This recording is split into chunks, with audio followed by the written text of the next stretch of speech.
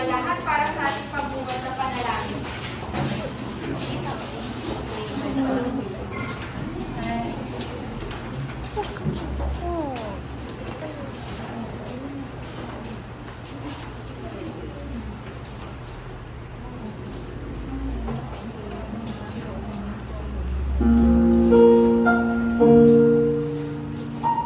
Panginoon, salamat po sa panibagong araw na ito upang kami ay matuto.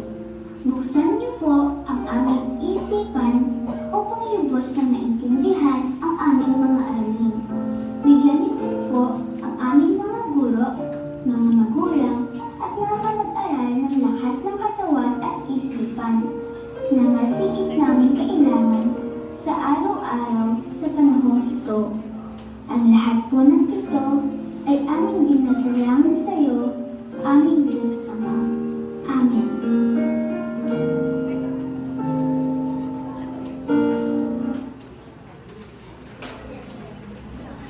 Ngayon naman, bago tayo magsiupo, Panginoon, bago tayo magsiupo, ay tingnan muna ang inyong paligid kung may nakakalat na basura at kung meron ay pulutin at ilagay sa tamang basurahan.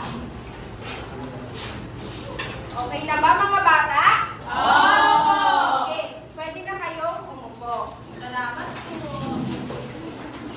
Ngayon naman, tingnan natin kung sino lumiban sa klase. Maaari ba pag tinawag ko ang inyong pangalan, ay sabihin ang inyong palayaw. Naunawaan ba mga bata?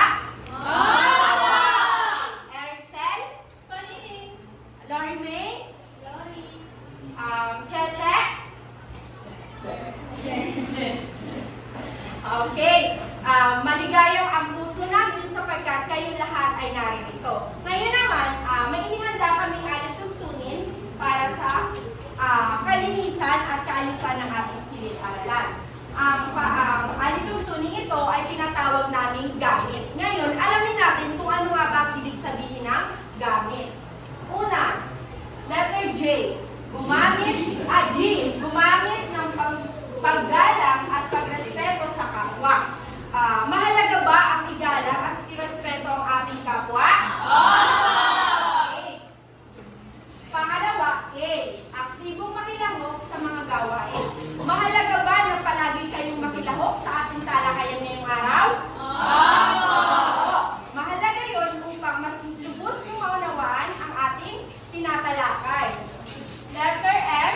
Makinig ng mabuti sa guro at kapag may nagsasalita. Mahalaga ba na nakikinig tayo kapag may nagsasalita sa unahan? Oo! Dahil ito ay para mas maunawaan nyo at may sa puso at may sa buhay nyo ang mga natatalakay na dinidiscuss o ipinabahagi ng inyong guro. Letter I. Itaas ang kamay kapag gustong sumagot o may nais sabihin. Ano nga po ang itataas kapag may nais sabihin? Kamay! Okay. Para mas maunawaan ng guro kung ano ang sinasabi ng bawat isa. Ano po? Next naman ay letter T. Tiyaking malinis ang loob at labas ng silid-aralan.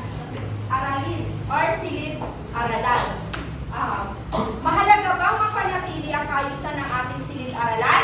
Oo! Magaling. Ngayon naman ay paiikutin ko ang roleta na ito. Bago ang lahat, gusto niyo bang maglaro? Okay, ngayon, pag pinaikot ni ma'am ang roleta na ito at kung sinong pangalan ang tapatan, siya ang pupunta sa unahan para laruin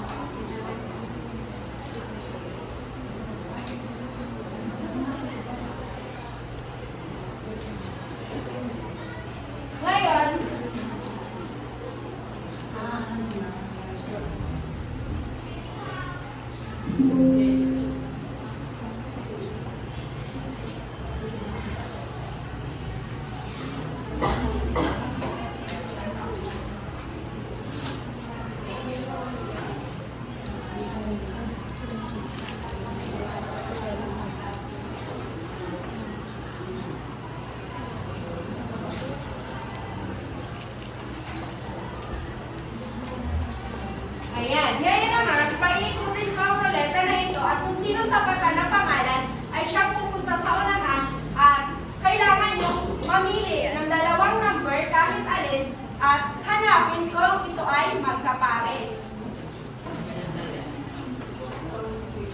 Mape. Pipili ka ng dalawang number at iyong punta ka dito muna. At kapag tama ang iyong napili ay mayroon kang premyo. Dalawang number. Pili ka ng dalawang number. Kailangan makuha mo din yung that gob na yun. Okay, mali. Sorry. Next! Ralph.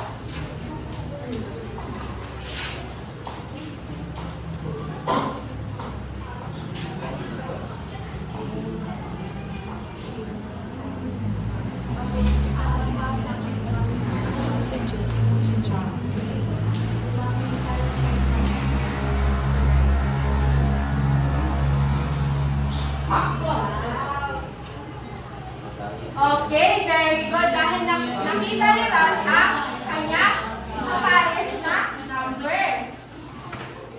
Sino ang gusto pang maglaro? Okay, Joseph.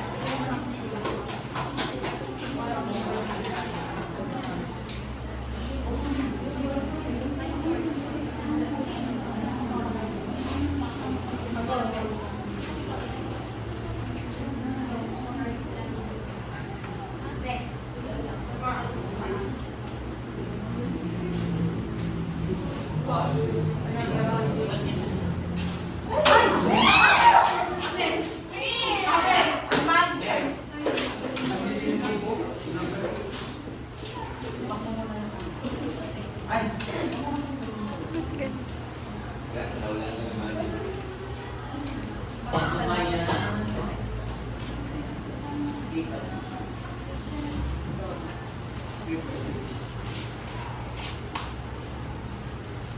Okay, very good. Okay, Arixel, last one.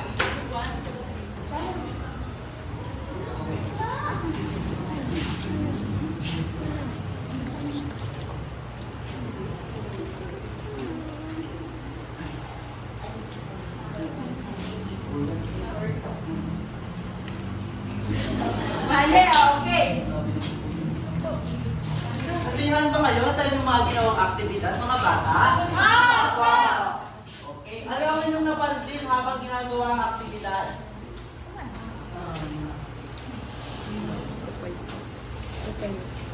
Sino ang may napansin habang ginagawa ang aktibidad? Okay, Joseph? Mga ano po, mga culture, ang mga gaya po ng sa pesto. Okay. Bigyan natin ng dalawang palakpak sa Joseph. Sino pa kaya? Okay ba, Joyce? Anong napansin mo habang ginagawa yung mga activity? Anong napansin mo sa mga salita at sa mga icon na makikita mo dun sa mga larawan or salita? Ito po yung mga pagpapaikli ng salita. Okay. Ngayon, ang tatalakayin natin ay tungkol sa email. Ano nga ba ang email? Paano gumawa ng email? At paano magpadala ng mensahe gamit ang email? Sino ba sa inyo nakagamit na ng email dito? Okay, Palad? Para saan mo ginagamit yung email? Kapag mag-send po ng message. Okay, pang mag-send ng message. Ginagamit natin ng email para mag-send tayo ng message sa malalayo sa atin at sa kung sino ang gusto nating padalahan. Ngayon naman, tatalakayin natin ano nga ba ang mga bahagi ng isang email address or email account. Ang unang bahagi nito ay ang username. Ang pangalawa ay pangalan ng domain. Pangatlo ay ang uri ng domain. So, ngayon, iisa-isahin natin kung ano nga ba ang kahulugan ng tatlong bahagi ng email. Ang una ay ang username. Ito ang hinihinging pangalan kung ikaw ay gagamit ng email. Madalas, ginagamit dito ang pangalan at apelyido. Pag gagawa tayo ng email, tulad ng halimbawa ito, ang nakapangalan dito ay Juan de la Cruz. So, ang ginamit nga ng kanyang pangalan. So, sino makakapagbigay ng example? Okay, Ariel?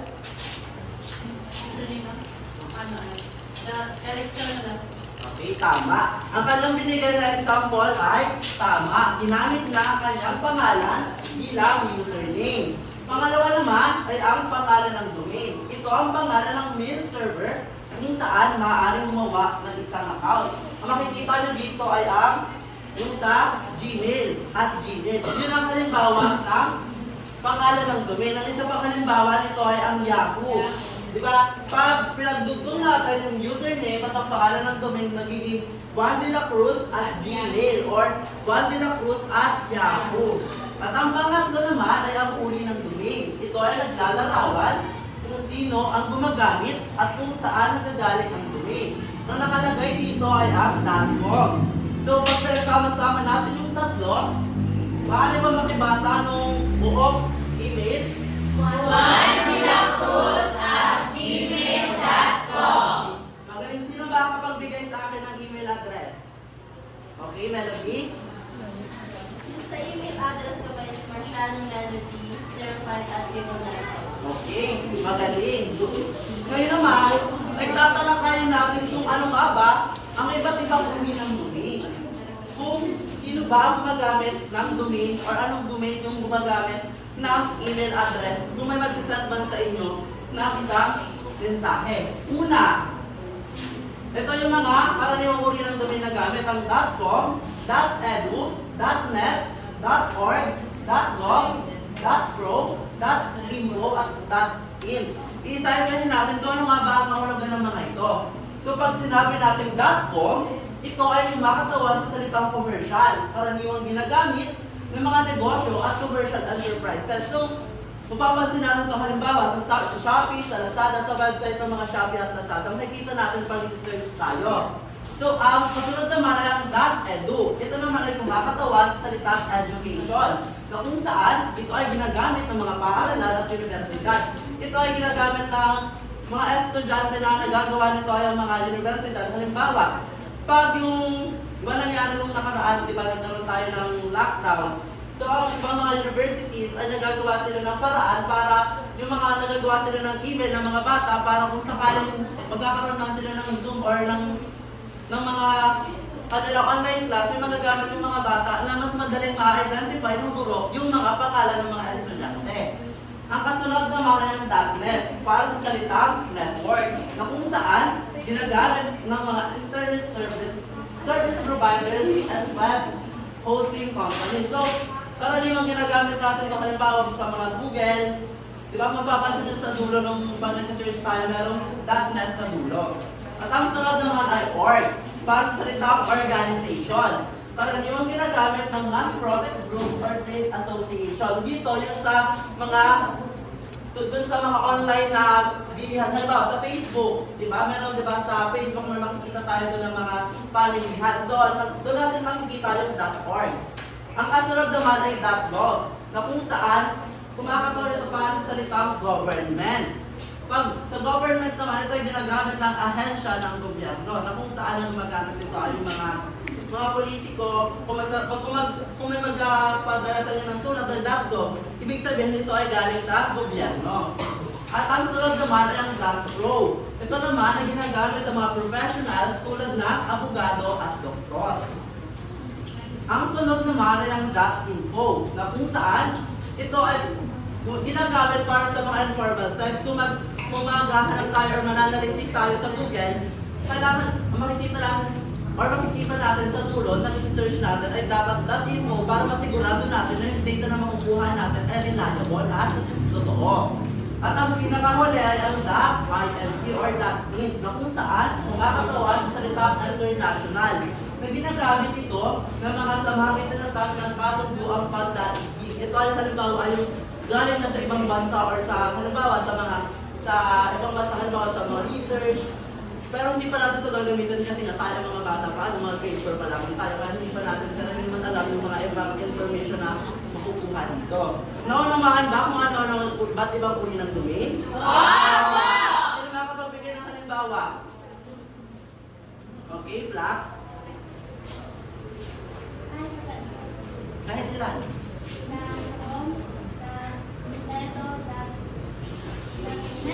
Okay, magaling. Okay, ngayon naman, ang tatalakayin natin ay kung paano nga ba gumawa ng Gmail account. So, ang babasahin lamang ito ni teacher, ng guro, at sa susunod nating talakayan ay gagawa na tayo ng Gmail. Ang unang steps or pamamaraan sa paggawa or proseso sa paggawa ng isang email address ay una, sa iyong computer, gamitin ang internet at pagpunta sa homepage ng Google at i-type ang www.gmail.com. Kung gusto natin gumawa ng email address, itatype lang natin ang www.gmail.com. So, Rod, maaari ba makibasa ng pangalawa? Hanapin ang create an account button, i-click ito at i-type ang lahat ng impormasyong i-emit ng Gmail upang makapag-sign up at magkaroon ng sariling account. Yan. Ang kasunod naman natin gagawin ay hahanapin natin yung create account at kung saan pag napindot natin ang create account may mga lalabas doon at may hinihingi mga informasyon. Ang kailangan lang natin ay ibigay kung ano ba yung mga informasyon na hinihingi niya para maigawa tayo ng isang email address or email account. Ang sunod, Joyce, maaari bang makibasa ng mga ito? Pangatlo, hihingin din ito ang gusto mong maging username. Dahil marami ng taong may account sa Gmail, titignan nito kung wala kang kapareho ng username at kung maaari pa itong gamitin. Kung nagamit mo na ito, magbibigay ito ng mga suggestion ng username na maaari mong gamitin. Kung wala itong kapareho, maaari mong gamitin ang ibinigay na username. Okay, tama. Ang pangatlo nating step or proseso ay alamin naman natin or alamin natin kung meron ba tayong kapangalan kasi karaniwan sa karabihan na ng mga tao na nanarimito or may mga email account, nagkakapare-parehas na sila. So si Google, nagbibigay siya ng mga ibang mga parang username na maaari mong gamitin kung sakali na yung binigay mo na username na may kaparehas. Nasa sa'yo yun kung gagamitin mo ba yung suggestion ni Google. So ang pang-apat ay ang hihingi din ito ng password na kung saan dapat yung password na hindi natin ibigay kung kanino dahil maaari itong gamitin yung email account natin sa pagpapadala ng mensahe sa mga taong hindi naman natin kilala or maaari tayong may scam pag nakuha nila yung password ng email account natin. At ang pang-lima, sundin ang iba pang hakbang na hihingi ng Gmail. Matapos gawin ang mga ito, makakalikha ka na ng sarili Gmail server. So, pag nagawa na natin yung step 1 to 4, makakagawa na tayo ng isang email account or email address. Ang sunod naman, ay kung paano nga ba tayo makakapagpadala ng email. Sino na nakapagpadala ng mensahe gamit ng email? Okay, Ivana? Kanino mo pinadala ang mensahe na yung...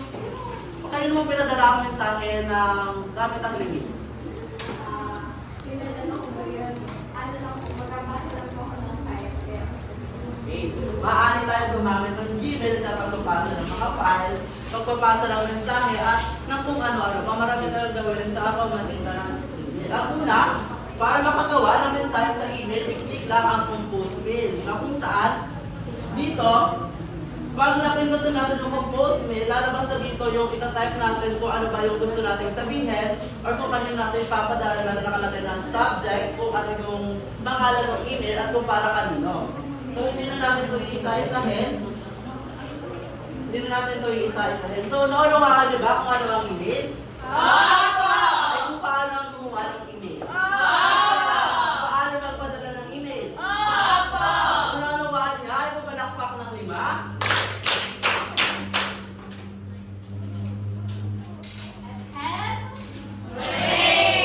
Ay, upang mas lalong maunawa natin ang ating tinatalakay, ay meron akong inihandang letter dito.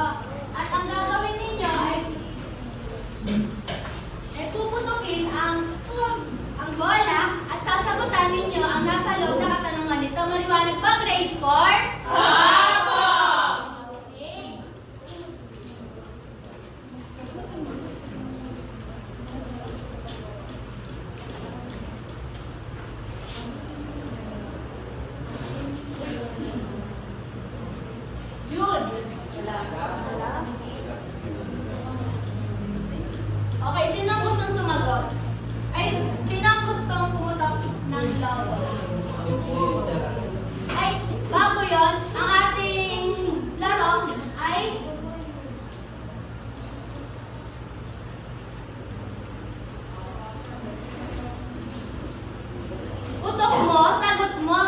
Maliwanag ba?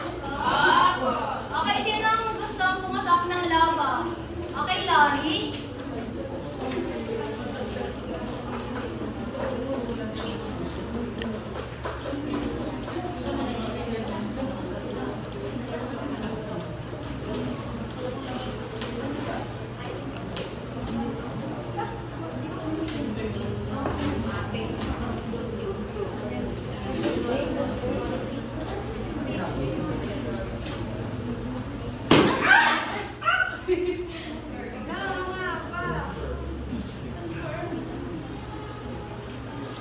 Basahin mo ng malakas ang iyong piling katanungan. Bilang isang mag-aaral, mahalaga ba sa iyo ang email? Bakit?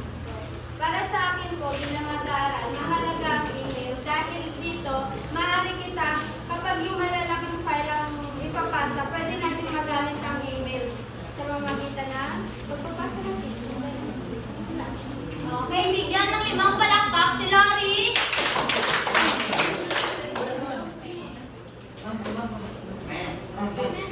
Okay, clap.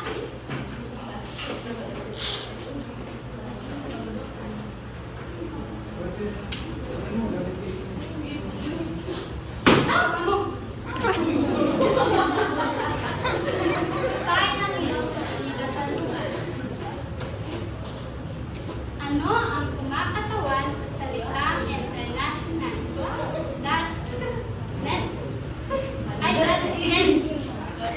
Latin. Okay, magaling. At bigyan na 5 palakpak si Jack. Okay, Paul.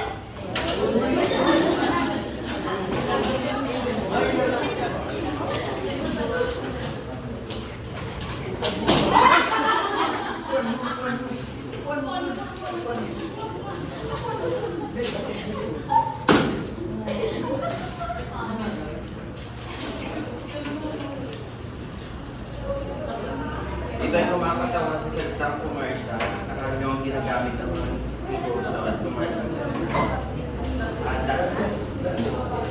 Okay, bigyan 5 palakpak si Paul. Okay, magaling.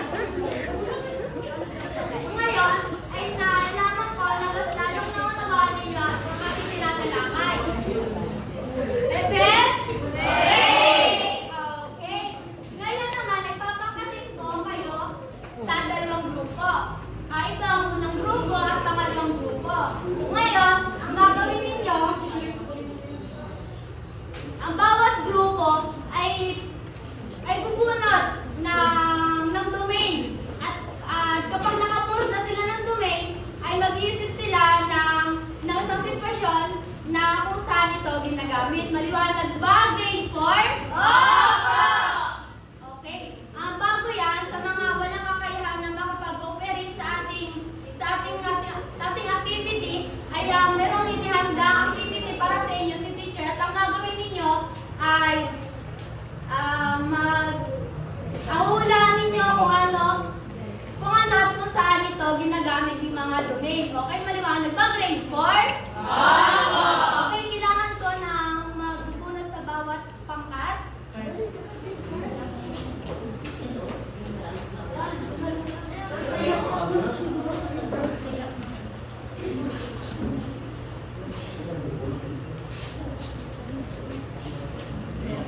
Okay, ang inyong pamantayan ay kolaborasyon, 25%, original, 20%, pagkamalikay, 15%, at kabuuan ay 60 puntos.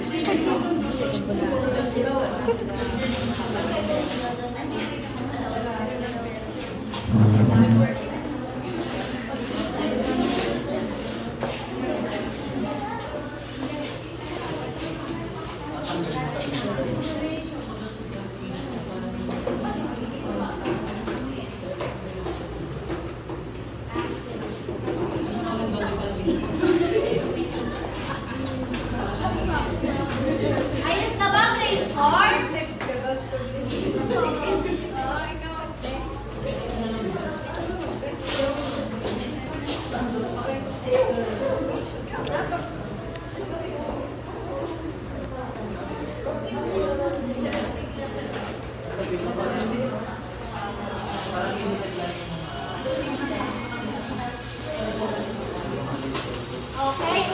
ang pangalawang grupo, sige, yung unang grupo ang mag-present.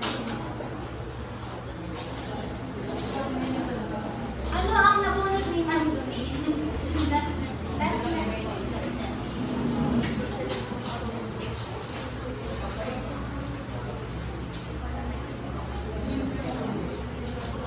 Hala, hindi mo pala ako nakakabayad ng internet.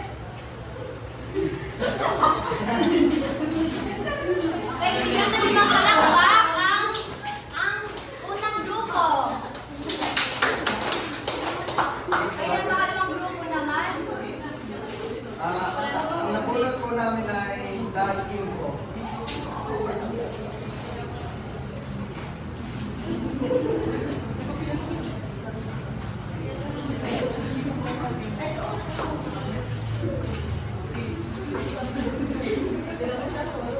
Class. Ngayon, dahil mawawala ako ng ilang weeks, dahil pupunta ako Marinduque, gagawin niyo yung research and kuha kayo ng mga RRL. So, isusearch niyo yung .info dun sa Google. Naunawan ba? Opo! Pagbalik ko next week, mag-depends na kayo ha. Kaya ang limang palakpak ang pangalawang grupo. Okay. Ngayon naman, dahil lubos na ninyong naunawaan ang ating talakayan, may inihanda ako dito para sagutan at inyo itong sasagutan sa isang papel.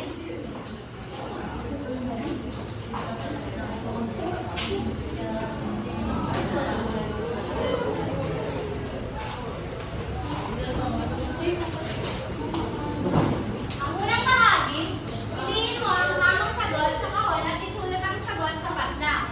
Ito ang pamilian na pamimilian ninyo at isusulat ninyo ito sa inyong mga papel na hawak. Tapos na ba mga bata? Opo! Sino gustong sumagot sa number 1? Excel?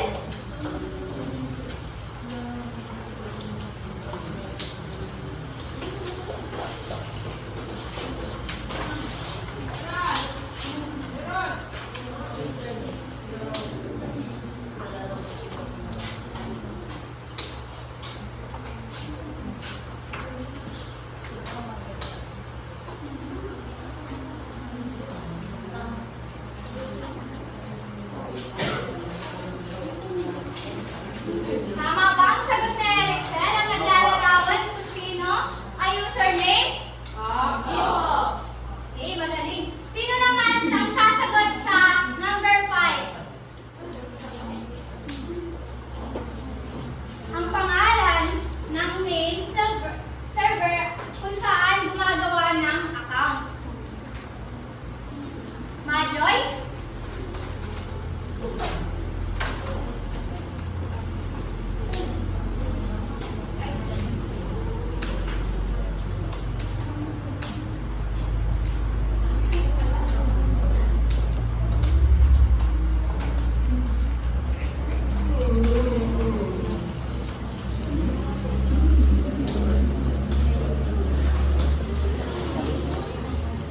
Basahin natin ang number 5. Ang pangalan ng mail server kung saan gumagawa ng account ay uri ba ng domain? Opo! Okay, magaling. Dumako naman tayo sa ikalawang bahagi ng ating pagsasagutan.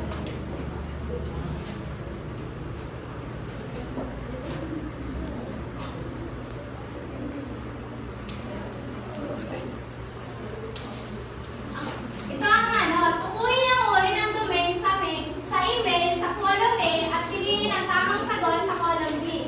Isulat ang letra ng tamang sagot sa patlang bago ang numero.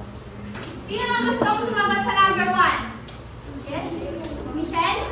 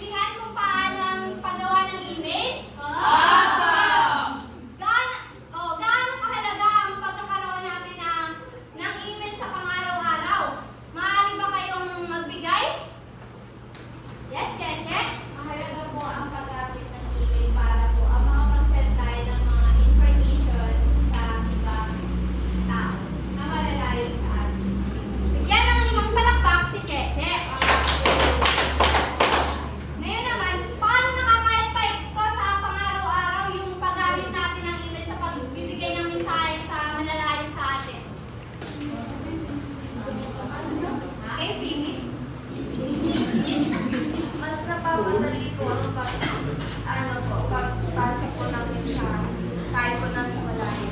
Okay, bigyan natin ng 5 palakpak si Penny. Dahil dyan, maaari na kayong tumayo, ilagay ang inyong mga gamit sa inyong bag, pulutin ang mga basura, at tayo ay maglalakbay.